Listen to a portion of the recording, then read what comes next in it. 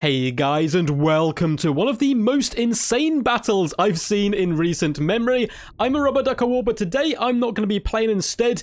It is a clash of the clans. We have BBB versus BBB, Cool Umbrella taking on Coop. So what does the Cool Umbrella, the greatest and most chillest of all waterwear, got for us in store? It is going to be the Vampirates, with a rather ferocious Queen Bess play coming up against the Dark Elf Legions. Now, Queen Bess is high risk, high reward. We'll have to see how she pays off today, but in the front line protecting her we do have zombie pirate deckhand mob polearms mixed in with the basic ones as well. Cheap, very uncheerful chaff which has been summoned to be here and absorb the enemy damage line without doing too much damage to themselves. On the flanks we have the halberds, and in the front line we have the basic old troops. Couple of Scurvy dogs in the back. Looks like we have 3 units of the bad boys, and then Queen Bess sitting nice and tight there in the middle. In the center of the formation, we have the Lamprey's Revenge, some of the most stickiest, annoying, and pain in the butt units in the entire game to deal with. Not only do they look very cool, they are incredibly tanky indeed, coming in regeneration as well as 120 armor. This crab is trying to show off for the camera right now, but they can be a really big nuisance and get some massive damage done at the same time. Now, it's not really a Vampirates build without double gunnery white these days, and we have 2 of the bad boys on display once again, coming with their items as well as the restock. Of course, restock synergizes really well with Queen Bess in general.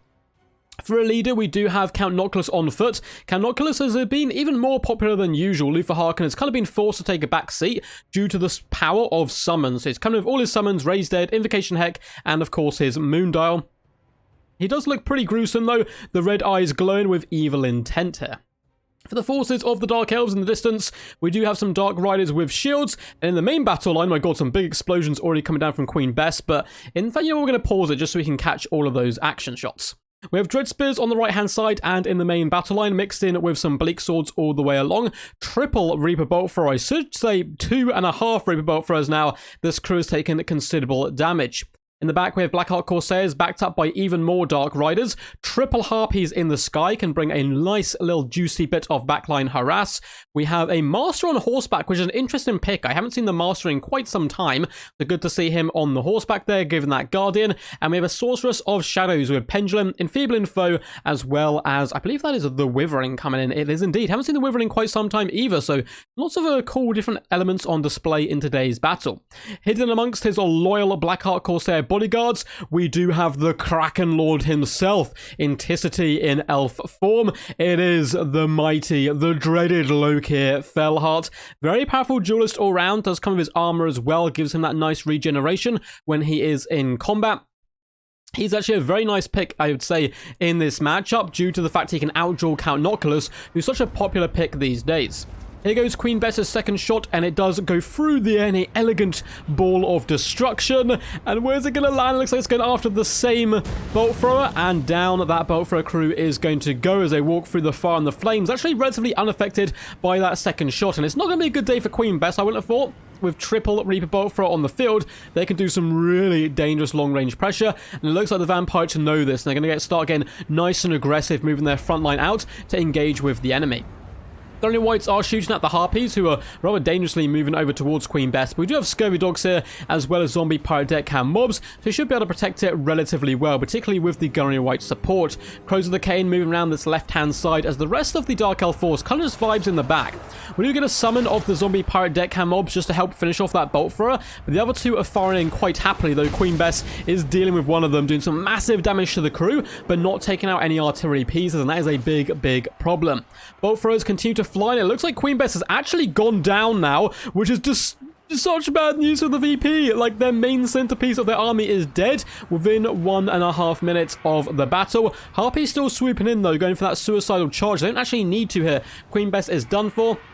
So actually going to hop over to the Scurvy Dogs instead, try to take away any kind of mobile elements to this build that would allow the Dark Elves to really dominate the mobility game here. Now, Lokir is going toe-to-toe in the middle here, up against Count Noculus, which will very heavily favor Lokir Fellheart. Despite the healing and magical properties of Count Noculus, Lokir is an absolute beast, so at the moment they're quite happy to... Oh no, they are going toe-to-toe. They're having to kill each other's underlings right now, but a mighty duel has indeed begun. It's already going pretty good here for Lokir Fellheart, an enfeebling foe going down on Count Noculus, and Blackheart Corsairs moving into the front line to support.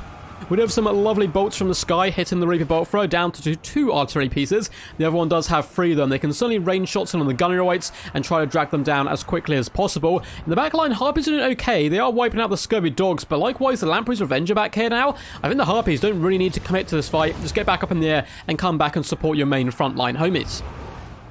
We do have some nasty pendulum go down the line. They're actually going to help wipe out the polearms. Dread Spears probably want to push forward onto the gunnery wights now, who are taking massive damage to the bolt throwers. Oh, that is some deadly stuff. Looks like they're trying to skew themselves from Crab to Knight. And in the main battle line, Blackheart Corsairs combined with Loki Fellheart are really bringing the pain to Count Noctilus, who's actually getting quite low leadership-wise and not having a good day whatsoever. He does summon some zombie pirate deckhand mobs to help support. The Wyvern has gone down, though. Learn the armor of Count Noctilus, so meaning Loki Fellheart is going to be hitting even harder than usual, and he already hits really freaking hard.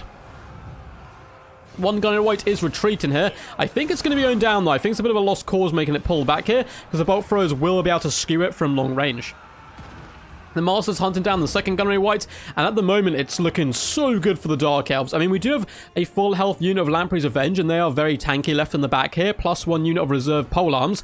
Queen Best's crew is going to be going down, unfortunately, to the Harpies, but hey, they weren't much use anyway. So it is going pretty good for the Dark Elves, though. We have 1 gunnery wight still left alive.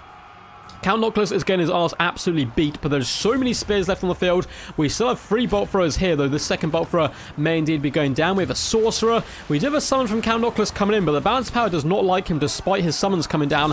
And Loki is just twirling those blades of death, doing massive damage. And Count Noctilus has taken considerable damage at this point, down to about half HP, but gets yet another invocation to heck off. It's really keeping him and his homies going, because the vampires really need a leader. They do have the Lamprey's Revenge, who are currently shotgunning some Harpies in the sky before moving to engage with the enemy. They must shut down these bolt throwers, or maybe they might be able to get in here and save this gunnery wight, because the Master is really bringing the pain to him. And the gunnery wight is having to trundle away as quickly as possible, dragging its rotting corpse back to the safety of this right-hand flank, as well as the zombie pirate deckhand mob polearms. The Lamprey's Revenge are full health. There's not that much AP on the field, although you'd assume Loki Fellheart would be able to deal with the Crabos. The gunnery wight is actually going to survive. The Master's been forced back, and the bolt throwers are just kind of chilling. I don't think they have enough crew at the moment to man these war machines. They need to hop back on them as quickly as possible. They should have enough and start shooting the crabs, because they need to go down. The Master has been surrounded and devoured right now by the Lamprey's Revenge, eating his guts, and Count Noctilus is so tanky, still going strong. He is popping a heal on himself, but he's actually had his healing cap, so it's not going to do him too much good. Loki Fellheart needs to continue that pursuit and drag him down, because he is going after the Sorceress of Shadows and certainly do some good work up against her. The polearms, as well as the summoned zombie pirate deckhand mobs, are slowly getting whittled down here in the back. The gunnery wight has actually returned, and we still have that full health unit of polearms who can come back into the main fight, and it's a bit closer than I initially thought it was going to be. The Dark Elves seem to be running away with it. Loki Fellheart is trying his best to drag down Count Noctilus, who's just running away, fleeing for his life, down to 1,100 HP. Loki is still basically full health of that Kraken helm, and the Harpies are going to swoop in, trying to finish off this gunnery wight once and for all, and Loki is so desperately low right now. He is going to start crumbling as a big hit comes in the back. 2 blades of Loki chopping and dancing around his guard, hacking him to pieces. He's going to get off 1 more spell, I think. It is going to be a summon, but he's just about stabilized, actually, just on 500 HP, and his leadership's still 41. That is absolutely absurd, but he's a very tanky and a rather stable lord. The Lamprey's Revenge seem to be carving their way through a lot of the infantry, having an absolute whale of a time, up to 117 kills, and all of a sudden the VP are kind of back in the game right now. The big problem for them is Count Noctilus being so low. If he gets finished off, as he does, he crumbles at the knees of Loki, who can then turn around and start attacking this gunnery wight. That's going to be real rough. Real rough there for the VP, who just started making some really big headway again, but if they lose the gunnery wight, the Lamprey's Revenge are good, but they're not good enough to take on Loki Fellheart, at least you wouldn't think so. Lovely use of their ability, though, of the mighty gunnery wight here, who does currently have enfeebling foe popped on him, just to waste a lot of the chaff of the Dark Elves, and the Dark Elves look so beat up right now. We have a couple of bolt thrower crews running back to their artillery pieces. The Major Shadows is being shotgunned at the moment, unfortunately, from the Lamprey's Revenge, who do receive some more powder as well. The Harpies may go down here, which would probably buy time for the Gunnery White to escape Loki Felhar, but he is so healthy right now. You can see the Blackheart Corsairs are trying to carve their way through this last summon. At least it's the last summon that they're going to have to fight today, because Count Noctis has indeed gone down. But in come the Zombie Pirate Deckhand Mob Polearms, supporting the Lamprey's Revenge, and this is quite a nasty little powerhouse right here in the middle, particularly if the Gunnery White is able to escape, and he is crawling his way to freedom. The Reaper Bolt Throws are back online. I'd recommend shooting down this Gunnery White, just get him off the field as quickly as possible, or the Lamprey's Revenge. They're both pretty damn solid targets. Use all the chaff to just hold back and pin in the polearms where possible. Now, Loki Felhar has popped the Dreaded Duelist as he comes in to skewer some crabs, and he's going to try his best. You can see a couple of crabs dead now on the ground, coated in their own blood. But Loki isn't really designed to kill monstrous creatures. He's more designed to kill characters in one-on-one combat. Now, the Dread Spears are trying to push in on these zombies. There's like 104 of them, which is no joke. We've got Bleak Swords and Harpies who can come back in drips and drabs. These Bolt Thrower crew need to get back on their artillery pieces and start bringing the pain from long range and finishing off this Gunnery White. Dark Riders are going to recharge the Gunnery White, looking to try to overwhelm it with Dark Riders from both sides and hopefully crumble this position. Balance Power is very heavily Dark Elf favoured, as you would expect, given the current odds. Loki Felhar, though, is actually really struggling up against the Lamprey's Revenge, surprisingly. Like, he's doing decent damage and slowly carving his way through them, but their regeneration is making them really tanky, and they actually seem to be beating the living crap out of him. He is surrounded and being dragged down by 4 crabs, which is very problematic. Despite his expert duelist trait, without infantry support, he can easily be dragged down, and Loki starts to go down, and with that, the balance of power goes far more equal than it has done before. Now, we still have 47 Dread Spears and 37. They need to kill this Gunnery White. They have to drag the bad boy down. The Bolt Thrower crew is finally back on top of his artillery piece, which is really good play to see, and they're going to start launching some shots in, probably going after the Revenge or the Gunnery White, but the Gunnery White is 360 no-scoping Loki right now, and he does not heal when he's not in combat. He has to be in combat for that Kraken Helm to activate, and I think Loki might go down. This could be one of the craziest comebacks I've seen in recent memory. Dread Spears are pushing forward, though, and they do have that anti-lodge, so they might be able to drag down the Lamprey's Revenge here and take them out for good. Bolt Thrower crew is repositioning, and there's still a decent amount of Dark Elf units which can come back, but I don't think it's going to be enough. Army losses is starting to come in, and the Lamprey's Revenge pretty much single-handedly clawed their way back in for the VP and snatched victory from the jaws of defeat.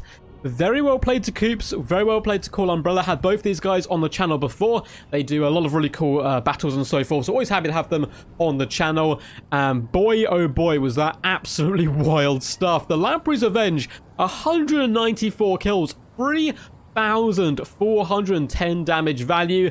That is absurd. They did so much damage there. They single-handedly carried this game. They lost Queen Bess early on. They lost one Gunnery White early on. They lost Count Noctis by the mid-game. You were like, there's no way Call Umbrella can pull this one out, but somehow the mystical man himself does manage to do it. Well played with Loki as well. My god, 3,943 damage value, but that's what you get facing these undead forces who can heal with Invocation the Heck. You got to come down to size multiple times, and Loki did eventually do that, but went down to the nasty Crabos. Once again, well played to these lads. Super fun game, and I hope you guys enjoyed it as well. I will delve into the damage dealt, kills, and damage value on all these units in just a second. So if you're interested in those stats, stick around to the end. But before then, if you guys wouldn't mind, make sure to leave a big old juicy thumbs up. Subscribe to the channel as well for more glorious content into the future. And comment down below what you thought of the battle. Bucket ton of links in the description. Twitch, Discord, where you can submit replays and all that kind of good stuff. Yeah, load of links down there. Feel free to go check them out if that is your jam. But back to the battle. Let's go through Coops' build first, the Dark Elves. And maybe he got a little overconfident in the mid-game there. He kind of slipped up 1 or 2 times on his micro because he'd kind of done the damage right, won the war. And Call Umbrella did punish him for it. He was just really trying to focus his Loki play, really, to hunt down Count Noctis, who's such a slippery devil. And it did pay off with the 42 kills and 3,943 damage value. But focusing so much on that did leave some of his Bolt Thrower crew off their artillery pieces for long parts of the battle. If they had scooted their boots back on, they could have tracked down the Gunnery White or finished off the Lamprey's Revenge, and the battle would have turned out differently. 1.2k damage value, 267 and 1,000 on the Bolt Throwers. Good target priority by them all round. Now, the Crows of the Cane didn't do too much, unfortunately. Harpies, though, in the mid-hundreds is quite juicy. The Cavalry as well in the low hundreds, unfortunately. Their main job to push the back line. There wasn't really a back line after Queen Bess, unfortunately, so their main job was kind of muted and done for them. Black Hawk Corsair did good work. 108 kills, 936 damage value. Very impressive. Big numbers for the Spearmen. 120, 105, 118, 99. Bleak Swords and Spearmen doing a good job, but damage value-wise, probably a little bit worse. We can see mid-hundreds for the most part for the damage, all in kind of the 400, 300 range. The Master got 906 damage value, which is good, but then eventually surrounded by the Lamprey's Revenge, 113 on the Sorceress. And yeah, Lamprey's Revenge, man, MVPs for sure. It actually got more damage done. It did look like Loki did, but the Lamprey's Revenge with 194 kills, 3.4k damage value, absolutely disgusting. Queen Bess, only 750, unfortunately for her. The Scurvy Dogs did not too much, and it looks like the polearms as well did suffer a little bit. The chaff, of course, not getting much work done. 469 damage value on one Gunnery Wight with 44 kills. But the other one, this is what Gunnery Wights are all about. That 2,000 rough mark for damage value is what you should be getting from your Gunnery Wights. They're just that good at the moment. With 106 kills, over 10k damage dealt. Very, very impressive stuff. 1,195 damage value on Count Noclus, and 24 kills. Unfortunately, being outmatched with some good summons to keep him in the game, and the longer you keep the the VP in the game for, the more chance you've got of grinding down your opponent, particularly an Elvish faction, who tend to start to run out of steam in the midway through point of a battle. Hey guys, hope you enjoyed this one. Until next time, peace, peace, and as always, stay awesome.